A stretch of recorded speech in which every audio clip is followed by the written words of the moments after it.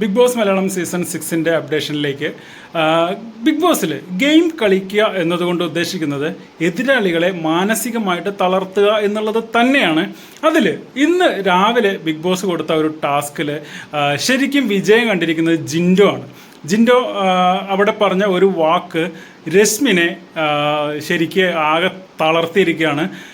വേറൊന്നുമല്ല, രാവിലത്തെ ഒരു മോർണിംഗ് ആക്ടിവിറ്റി എന്താണെന്ന് ചോദിച്ചു കഴിഞ്ഞാൽ ഒരു കള്ളം പറയുക എന്നുള്ളതാണ് ബിഗ് ബോസ് പറഞ്ഞത്. ജിൻഡോ അതിമനോഹരമായിട്ടൊരു കള്ളം പറഞ്ഞു.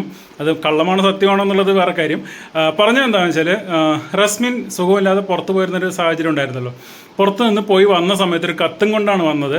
അത് നമ്മുടെ ജാസ്മിൻ കോംബോയെക്കുറിച്ചും അതേപോലെ ശ്രീതു അർജുൻ കോംബോയെക്കുറിച്ചും ആ കത്തിൽ വിശദമായിട്ട് എഴുതിയിട്ട് ഇത് ഇവർക്ക് രണ്ടുപേർക്കും കൈമാറി. ആ കത്ത് എനിക്ക് കിട്ടി, ഞാനത് വായിച്ചു നോക്കി എന്നുള്ളതാണ് ജിൻഡോ പറഞ്ഞ ആ ഒരു കള്ളം.